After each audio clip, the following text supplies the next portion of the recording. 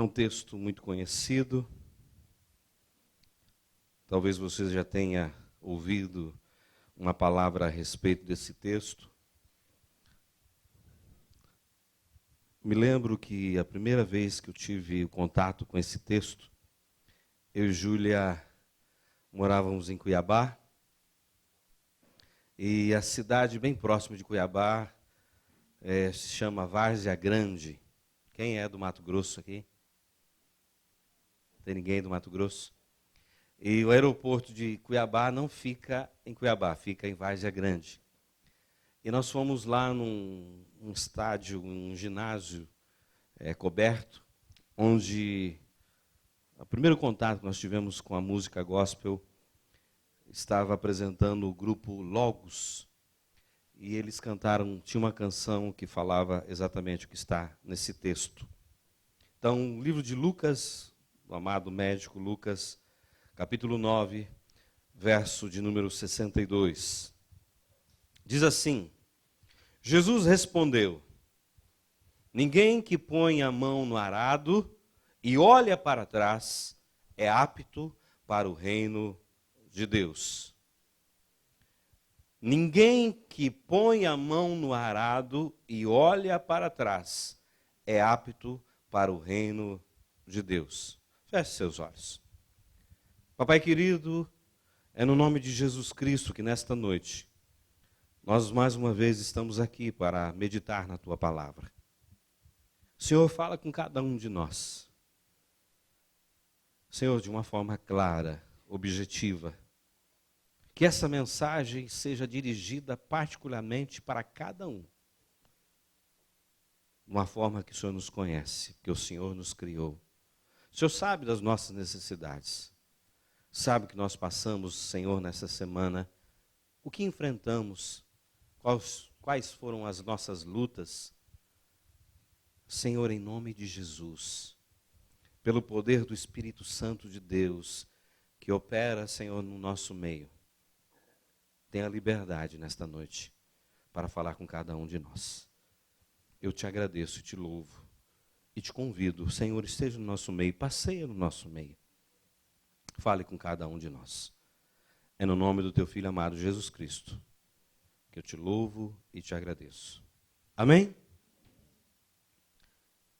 Aqui hoje, creio que poucos países usam esse instrumento. Aquele instrumento se chama arado. Ele tem um bico de ferro assim, triangular, e ele é colocado num pedaço de madeira ali na frente, e as juntas de boi puxavam aquela ali. A pessoa que estava conduzindo aquele arado, ele não podia olhar para trás. Por quê?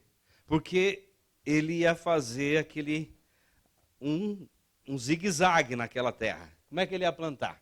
A plantação ia ficar em forma de S, de L, de V. Então ele não podia olhar para trás, ele tinha que andar firmemente olhando para frente. E aí ele faria aquelas covas, se chama as covas, retas. E aí ele ia jogar semente e depois ia tampar e ia nascer enfileirado aquelas sementes. Hoje tem o trator, tem vários instrumentos que se usam para misturar a terra, tem um plantio direto, que já não aduba mais, não faz mais esse sistema. Então, a terra produziu, vem a colheita e deixa o que está nascendo e depois vai misturar de novo a terra e vai fazer um novo plantio. Aí vem o adubo, vem a série de outras coisas. Eu não conheço muito de campo, fui criado no campo, mas não conheço muito de campo e de terra. Mas esse é o que Jesus está falando do arado. E o texto nos diz que ninguém que põe a mão no arado e olha para trás é apto para o reino de Deus. O que eu quero colocar nesta noite como arado? Eu quero colocar a nossa fé em Cristo Jesus como arado.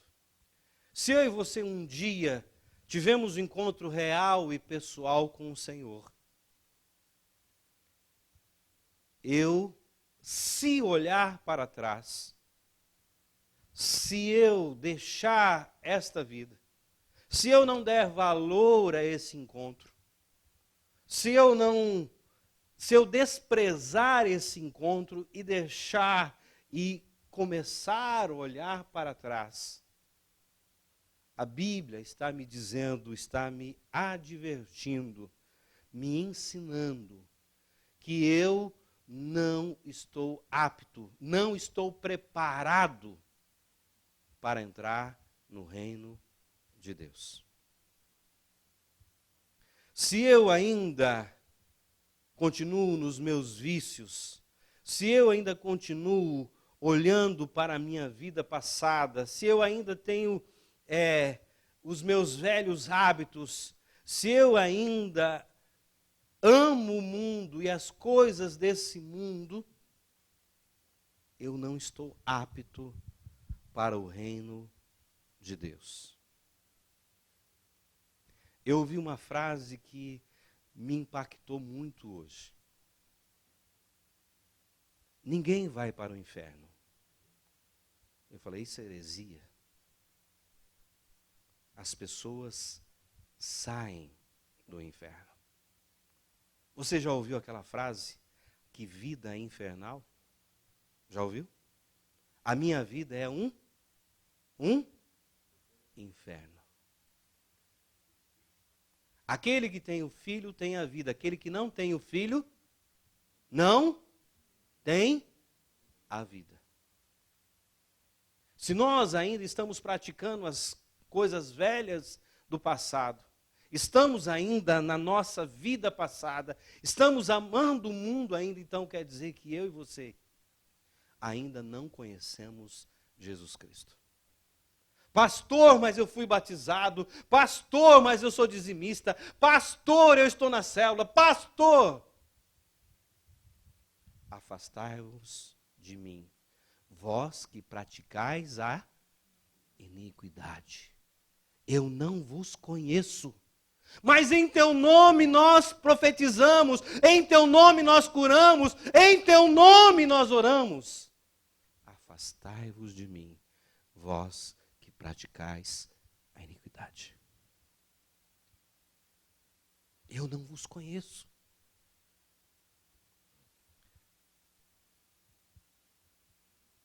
Eu não estou aqui hoje, nesta noite, para te julgar, para te condenar, ou para apontar o dedo para você. Estou aqui nessa noite para que eu e você possamos refletir no que Jesus está falando aqui. E para avaliar a nossa vida, a nossa conduta, a nossa fé. Porque muitas vezes nós lemos o Salmo 23, o Senhor é o meu pastor e nada me faltará. Algumas versões dizem assim, o Senhor é meu pastor e de nada terei falta. Não vai faltar doença na sua vida. Não vai faltar problema na sua vida. Não vai faltar falta de dinheiro. Não vai faltar reclamação. Não vai faltar dor no seu corpo. Não vai faltar briga. Não vai faltar inveja. Não vai faltar pessoas que se levantem contra você. Você já tinha olhado o Salmo dessa maneira? Ainda que eu ande pelo vale da sombra da morte, o Senhor está comigo. Ele jamais vai dizer que quando eu e você temos um encontro real e pessoal com Ele, as coisas vão ser uma maravilha. Pelo contrário, nesse texto está dizendo, pai se levantará contra filho, filho se levantará contra o pai, e aqueles que estão dentro da sua casa serão seus inimigos. A partir do momento que eu e você decidimos, entregamos, confiamos, deixamos a nossa vida nas mãos de Cristo. Amém? Então eu quero conversar um pouquinho com vocês nesta noite. Por favor, Roberta. Primeiro, obedecer ao chamado de Deus é uma decisão. Obedecer ao chamado de Deus é uma decisão definitiva. Definitivamente eu escolho Cristo. Definitivamente eu fui escolhido por Cristo. Definitivamente eu não volto para trás. Definitivamente não tem como eu retroceder. Como eu deixar esta vida? Porque eu conheço. Quero te fazer uma pergunta. Você se santifica para ver a Deus? Ou você se santifica porque você viu a Deus e conheceu a Deus?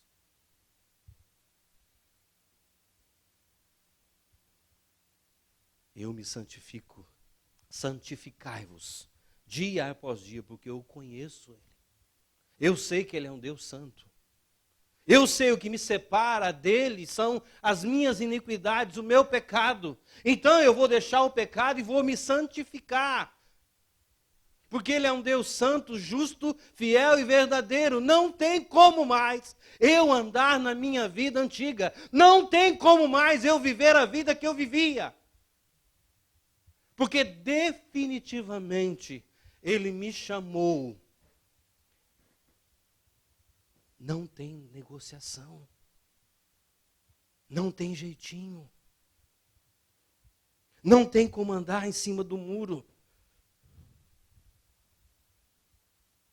Ou eu sou de Cristo, ou estou no inferno, vivendo para o diabo. Não tem o caminho dos indecisos. Na sua Bíblia tem caminho dos indecisos? Não tem caminho dos indecisos. Tem o caminho largo que leva à perdição, você faz o que você quiser, você vive a vida do jeito que você quiser, você não tem que dar satisfação para ninguém, você não respeita ninguém, vive a sua vida da sua maneira, do seu jeito. Mas no final leva à morte eterna. Pela morte física todos nós vamos passar. Mas o caminho que leva à vida é caminho estreito, cheio de espinhos, cheio de dificuldades, cheio de barreiras.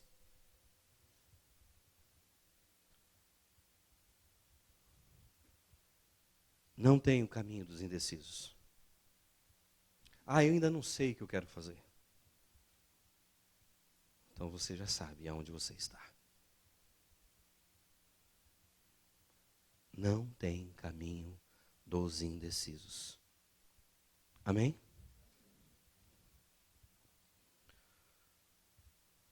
Obedecer a Deus deve ser uma decisão para o resto da nossa vida. Uma atitude de deixar o Senhor conduzir o nosso destino para sempre. O chamado de Deus é para deixarmos a nossa zona de conforto, para sermos uma grande bênção em nossa geração. E ainda deixar um legado de fé para os nossos filhos. Foi para isso que Deus chamou Abraão. Quarta-feira nós falamos um pouquinho sobre isso no Tadel. Deus chamou Abraão e falou para Abraão: "Sê tu uma bênção. Através de você, famílias serão abençoadas. Você vai ser o instrumento de bênção na minha mão." Diga: eu sou um instrumento de bênção nas mãos de Deus. Dá uma salva de palmas ao Senhor, porque Ele merece.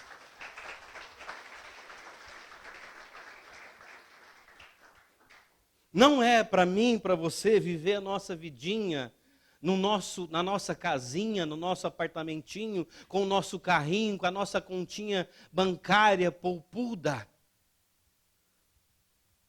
É para você repartir o Evangelho. Para você saquear o inferno. Tirar vidas do inferno. De que maneira?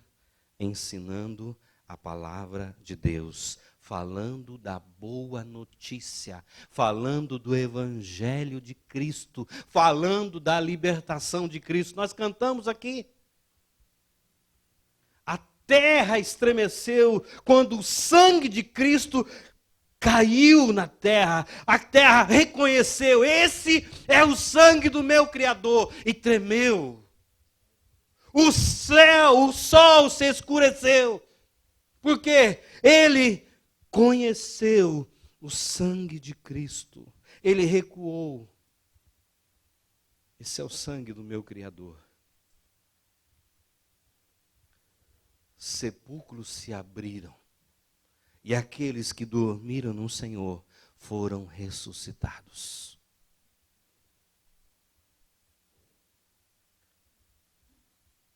Uma decisão definitiva. Abraão nunca mais voltou para a terra de Ur dos caldeus. Ele saiu sem saber para onde ia. Ele ouviu o chamado de Deus. Ele era um idólatra. Adorava as estrelas, a lua. Ele não conhecia o Deus verdadeiro, mas Deus falou para ele: sai do meio dos seus parentes, do aconchego da sua família. Eu vou te levar para um lugar melhor, para uma terra que mana leite e mel. Ele não perguntou aonde era. Ele não falou para Deus: Deus, o Senhor pode me dar o GPS? Senhor, quanto tempo eu vou andar? Vai ter comida no meio do caminho? Qual o transporte que o Senhor vai mandar para mim? Ele obedeceu e ele creu. Por isso que ele é conhecido o pai da fé, amigo de Deus. Será que você e eu, foi a pergunta que eu fiz quarta-feira, sairia da onde você está, do meio da sua família, do meio dos seus parentes, porque eles viviam em clãs, em tribos, que todo mundo se conhecia, o seu sobrinho, o seu tio, a sua tia, o seu pai, a sua mãe, o seu avô, a sua avó, todo mundo conhecia todo mundo. Eu penso que as mulheres faziam as roupas de lã de carneiro todos juntos, ou fazia o crochê todos juntos, e fazia aquela festa, aquele jantar, e assava aqueles carneiros ali, e tinha louvor, ou tinha canto de alegria no meio do povo, e todo mundo se conhecia, e os filhos, você não se preocupava com os filhos, porque se você tivesse que sair, mexer na sua terra, o irmão mais velho cuidava, a avó cuidava, o pai cuidava, a mãe cuidava, a tia cuidava. Então, tinha uma segurança. Aí, de repente, Deus fala para você: sai desse conforto aí. E vai para um lugar que eu te mostrarei. Eu não sairia. Estou sendo sincero para você. Não sairia. Eu vou colocar minha família em risco? A Juliana ainda é pequena? Eu sou um pai responsável? Não vou levar minha família para qualquer lugar? Abraão saiu. Já pensou o pai de Abraão perguntando para ele: meu filho, para onde você vai? Você já tem uma idade boa, né? Está na hora de você colocar a cabeça no lugar, não? Parar de fazer aventuras? Meu pai, eu não sei. Eu só estou obedecendo a Deus. O que você acha que o pai de Abraão deve ter dito para ele? Você é louco. Às vezes algumas pessoas disseram para você: você é louco. de acreditar num Deus que você nunca viu. Um Jesus que você nunca viu. Porque muitas vezes nós temos ideia daquele Jesus sangrando naquela cruz, impotente, que não pôde fazer nada nem por ele.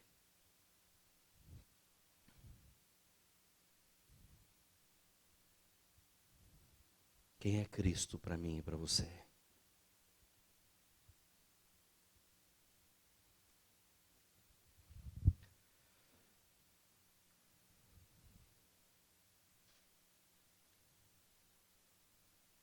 Deus espera de nós, diga comigo, repita após mim: fé, obediência, firmeza, determinação, perseverança, sem jamais recuar, sem jamais esquecer, sempre caminhando para o alvo da soberana vocação em Cristo Jesus. Amém? Dá uma salva de palmas ao Senhor, porque Ele merece.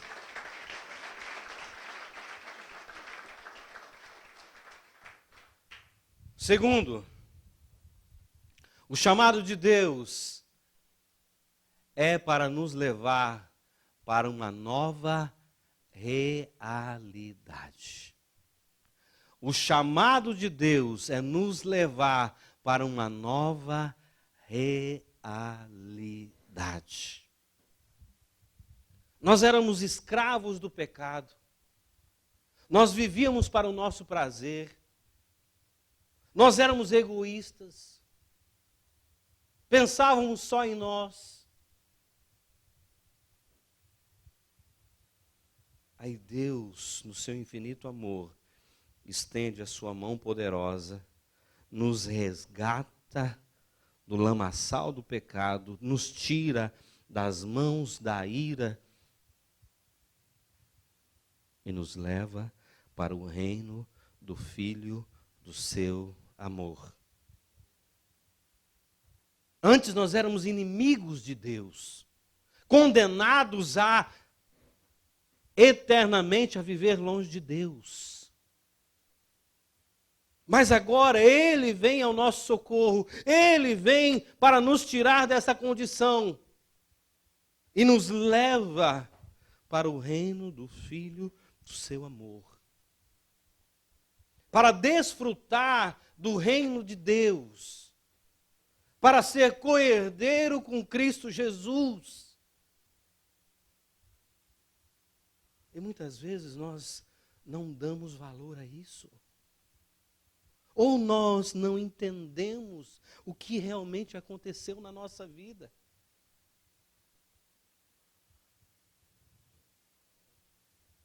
Deus, o Pai, nos libertou do império das trevas e nos transportou para o reino de Jesus. Quando Deus manda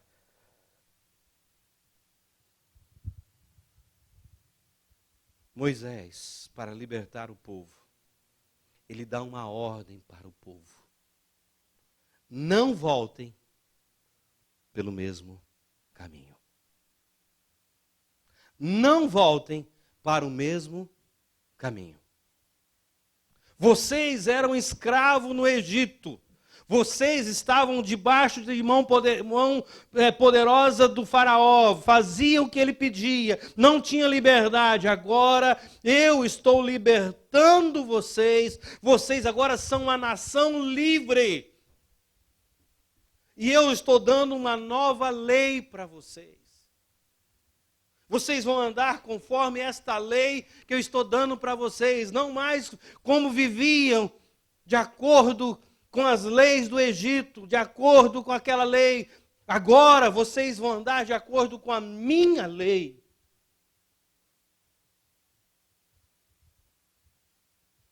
Mas muitas vezes nós ainda estamos pensando nos pepinos, nas cebolas do Egito.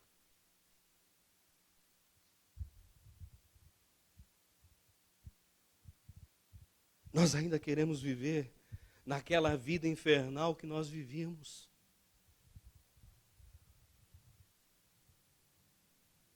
Ainda murmuramos, estamos livres, estamos agora agraciados, fomos comprados por sangue precioso e ainda queremos voltar lá atrás.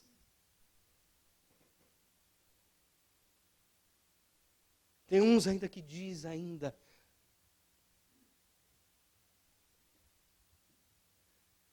eu quero voltar para aquela vida antiga.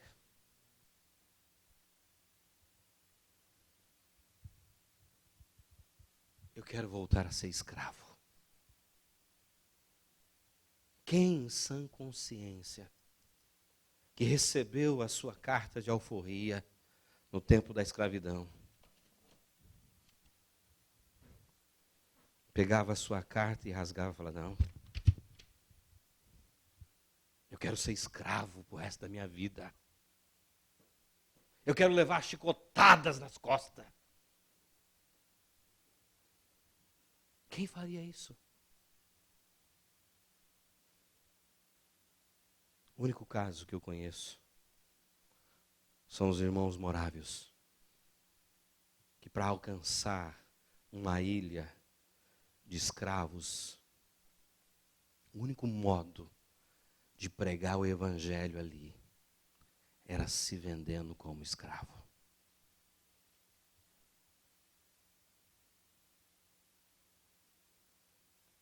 E eles tiveram contato com o escravo. O escravo tirou a sua roupa, mostrou as suas costas e falou, olha, é isso que vocês vão enfrentar. Vocês vão perder todo o direito que vocês têm.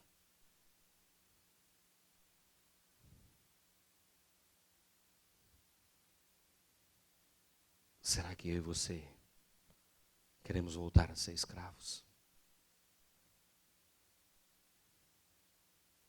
Eu creio que não.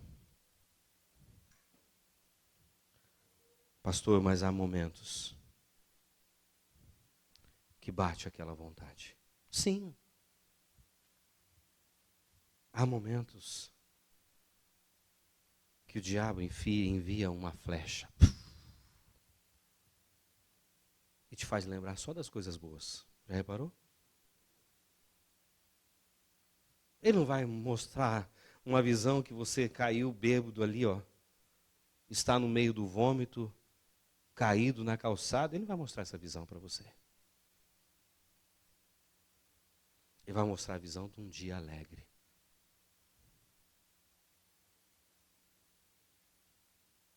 Ele age no blefe. Ele é enganador, inimigo das nossas almas.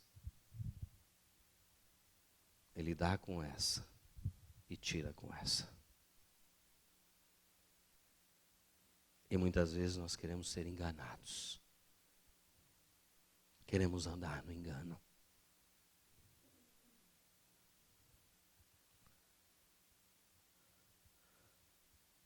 O povo de Israel várias vezes, diante do deserto, diante de comer a mesma coisa durante 40 anos.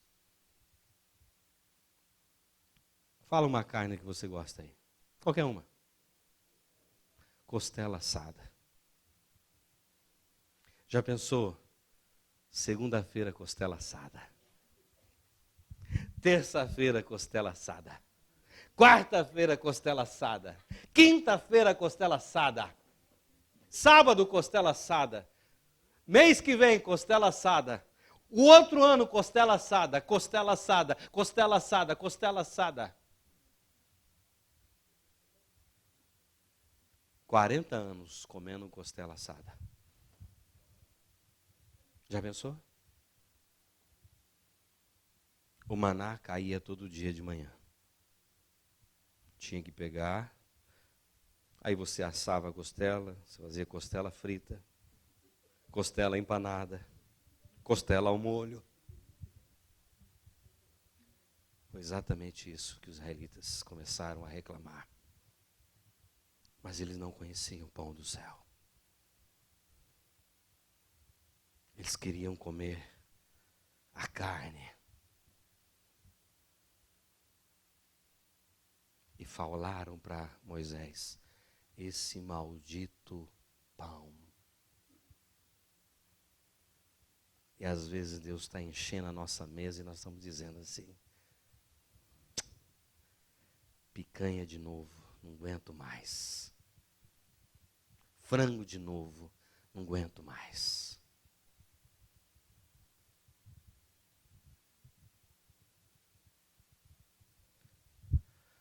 O chamado de Deus quer nos levar para uma nova realidade. Diga: eu não sou mais escravo do diabo. Eu sou livre. Sou filho de Deus. Lavado no sangue de Jesus Cristo. O meu Salvador. Aleluia! Dá a salva de palmas ao Senhor. Porque essa é a realidade que eu e você vivemos. Essa é a realidade que eu e você vivemos. Como eu vou querer retroceder? Como eu vou olhar para trás? Deixa mais rápido. 3. O chamado de Deus requer uma atitude radical. Diga comigo: o Senhor me chama para tomar uma atitude radical. Não tem meio crente.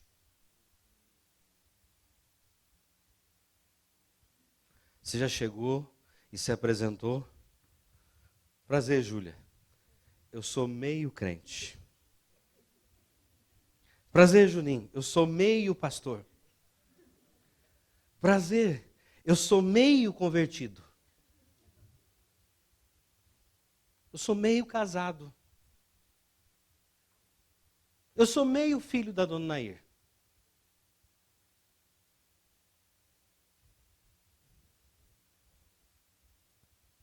Você nunca vai ouvir isso. Ou você é, ou você não é.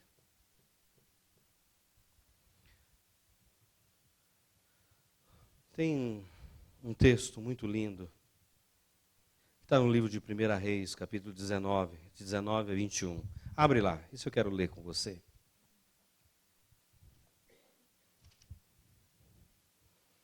Livro de 1 Reis, capítulo 19, do verso 19 ao 21. Então Elias saiu de lá e encontrou Eliseu, filho de Safate. Ele estava arando com 12 parelhas de boi, estava conduzindo a 12ª parelha. Elias o alcançou e lançou a sua capa sobre ele. Eliseu deixou os bois e correu atrás de Elias. Deixa-me dar um beijo de despedida em meu pai e minha mãe, disse Elias. Então, disse Eliseu, então irei contigo. Vá e volte, respondeu Elias. Lembre-se do que lhe fiz. E Eliseu voltou, apanhou a sua parelha de bois e os matou. Queimou os equipamentos de arar para cozinhar a carne e o deu ao povo. E eles comeram. Depois partiu com Elias, tornando-se o seu auxiliar, o seu moço. Você sabe por que Eliseu pegou o seu instrumento de arar a terra e os seus bois e os matou e fez um churrasco e distribuiu para todo mundo? Porque se não desse certo ser auxiliar de Elias, ele tinha a sua profissão para voltar. Não sei você, mas quando eu vim para o Japão, eu deixei um apartamento em Vargem Grande, bem do lado do aeroporto. E deixei um amigo morando ali com a sua família. E deixei todos os meus móveis de casa ali naquele apartamento. Eu sou do Paraná, natural do Paraná, da cidade de Maringá. Eu e Júlia e Ney. Juliana é natural de Nagoya, nasceu aqui. E o meu apartamento estava montado, mobiliado ali, ele morando ali. Foi a pior coisa que eu fiz na minha vida. Faltava dinheiro de pagar a prestação, ele entrava em contato comigo. Olha, eu não tenho como pagar a prestação, dá para você mandar o dinheiro? Eu mandava. Aí ele voltou para São Paulo, ele era natural de São Paulo. E ele falou, Claudinei, eu vou ter que deixar o apartamento. Eu falei, e agora? Não conheço mais ninguém aí em Cuiabá, não tem um parente, não tem um amigo, o que eu vou fazer? Aí lembrei de uma outra pessoa. Aí eu daqui do Japão pagava as mensalidades, vendi o apartamento daqui. Agora tinha que trazer as minhas coisas, a minha mudança de Cuiabá para o Paraná. Tive que pagar um aluguel de um caminhão, incomodar pessoas para ir lá buscar as minhas coisas. E meu irmão, quando chegou lá, falou para mim, mano, era melhor você ter fazido um montão e tocar fogo, tudo isso. Porque a pessoa que usou não cuidou muito bem. Só me deu dor de cabeça, trabalho para os outros. Eu só fiquei tranquilo quando eu desfiz.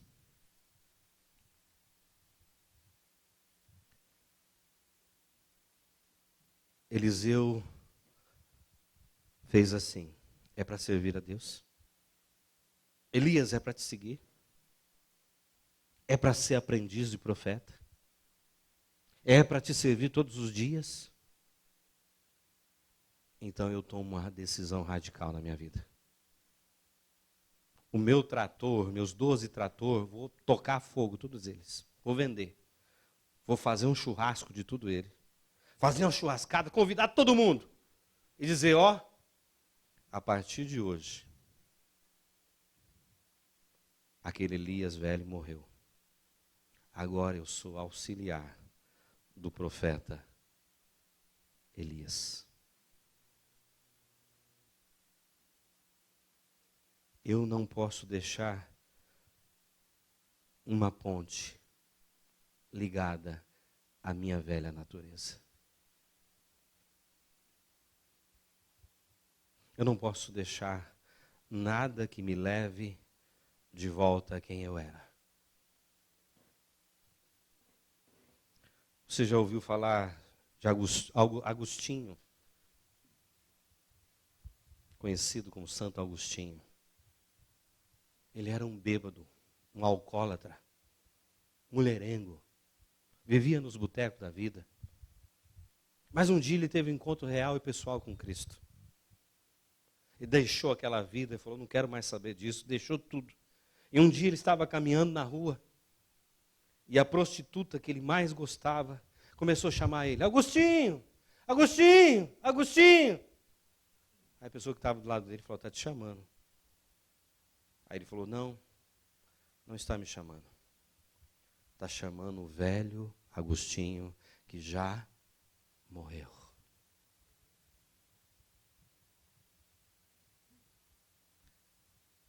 Você morreu para a sua vida antiga?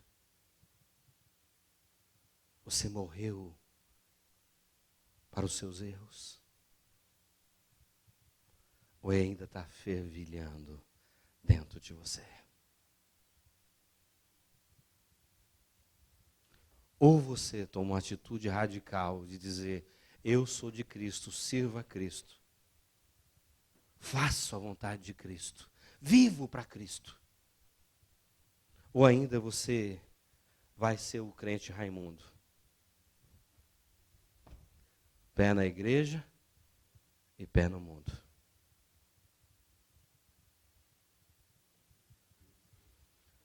Ou você mata os bois, pega o aparelho de arar, faz uma churrasqueira e assa os bois e dá tudo para todo mundo. Agora não tem mais nada. Não tenho mais como voltar. Acabou. Ou você ainda vai ficar preso? Ou tomamos uma atitude radical? Ou vamos pensar ainda? Está lá. Meus bois estão lá. Meu aparelho de arar está lá ainda. Se essa vida com Cristo não der certo, eu volto para lá. Os discípulos, como Paulo falou no momento de adoração, Pedro, mais sanguinário não é a palavra, aquele colérico, aquele que fala sem pensar, aquele que toma atitude sem pensar. Quando ele negou ao Senhor Jesus Cristo 3 vezes, ele achou, não tem mais jeito. Eu falei para Jesus, todo mundo pode trair Jesus, mas eu não, eu sou Pedro. Lembra, Jesus? Pedrinha, pedregulho, conhecido como Pedrão. Todos aí podem vacilar, mas eu não. Eu me conheço. Eu me garanto. Quando chegou na hora de saber quem era Pedro, Pedro falou: Jesus? Quem? Não conheço, não. Mas você anda igual ele, veste... Não conheço. Eu vi você estava lá. Você está se enganado, não sou eu não. Você fala como um deles. Não.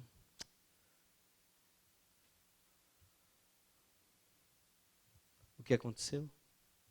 Pedro voltou a pescar. Muitas vezes é isso que o diabo quer fazer conosco. Você errou, você caiu, e o diabo diz para você e para mim: não tem mais jeito não. Jesus não vai te perdoar, não. Anda comigo. Vou te mostrar o que é bom. Deixa essa história de ir para a igreja no domingo. De dar os seus dízimos. Gasta seu dinheiro em cerveja. Vai viajar. Vai aproveitar a vida.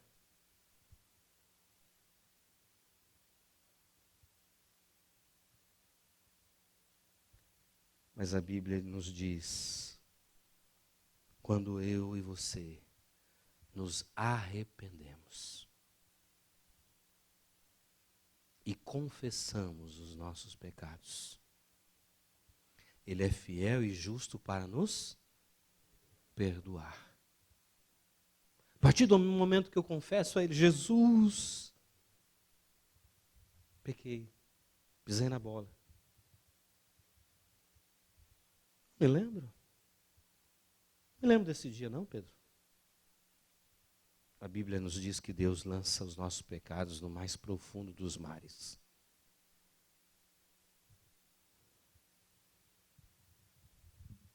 Agora o inimigo das nossas almas, ele vai lá.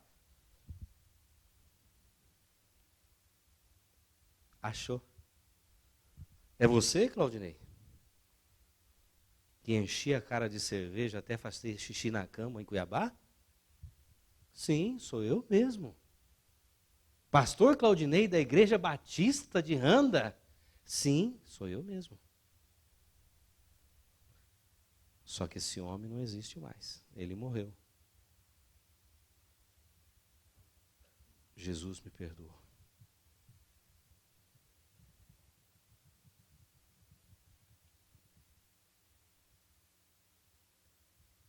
ou eu vivo uma vida radical para Ele,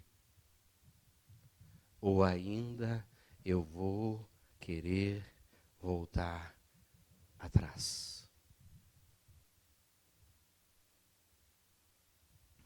Para terminar, Senhor,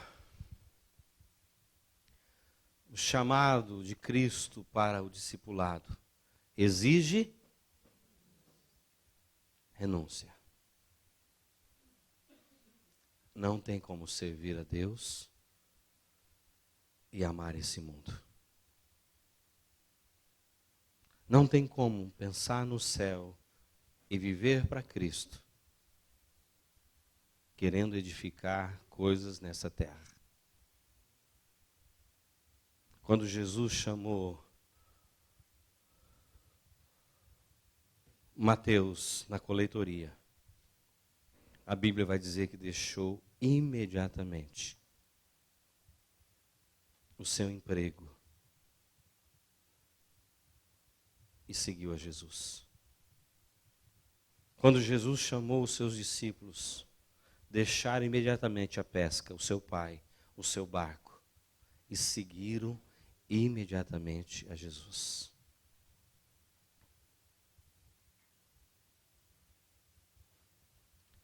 Não tem como viver vida dupla. Ou renuncio a tudo que é contra a vontade de Deus, para segui-lo. Senão eu e você não estamos aptos para o reino de Deus. Ou eu e você renunciamos todo o pecado, senão não estamos aptos para o reino de Deus. Quero ler esse último texto com você, 2 Pedro, capítulo 2, verso 20 e 22. Já passei um tempo da hora.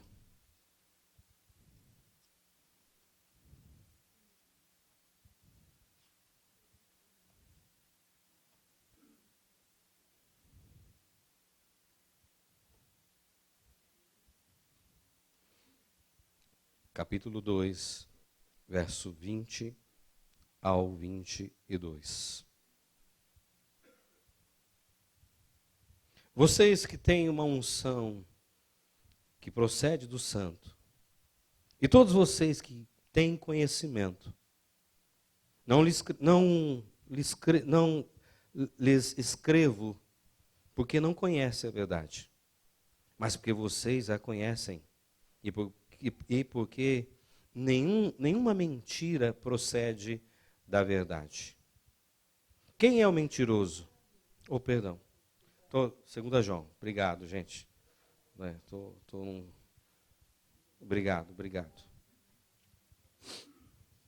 Obrigado.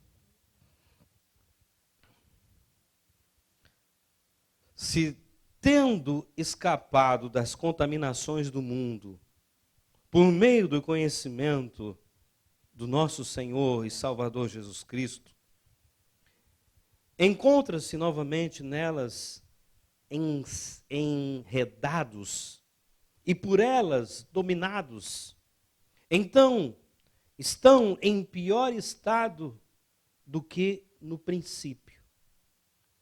Teria sido melhor que não tivesse conhecido o caminho da justiça, do que depois de o terem conhecido, voltarem as costas para o santo mandamento que lhes foi transmitido.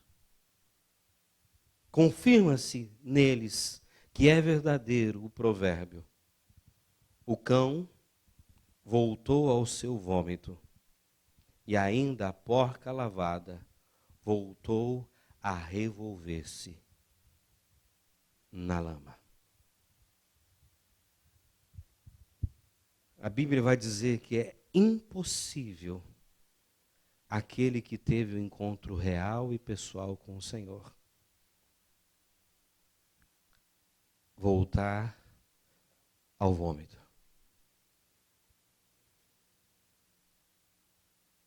O que acontece muitas vezes é que nós não o conhecemos. Achamos que o conhecemos.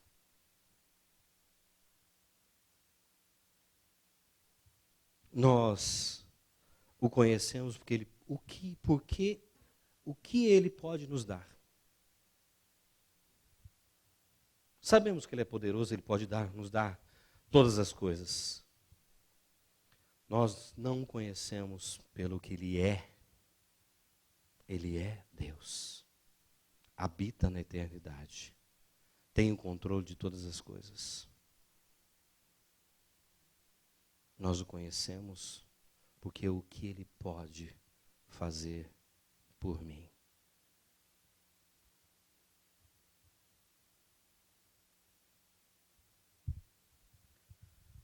Queria que você ficasse em pé. Quero chamar o louvor aqui à frente.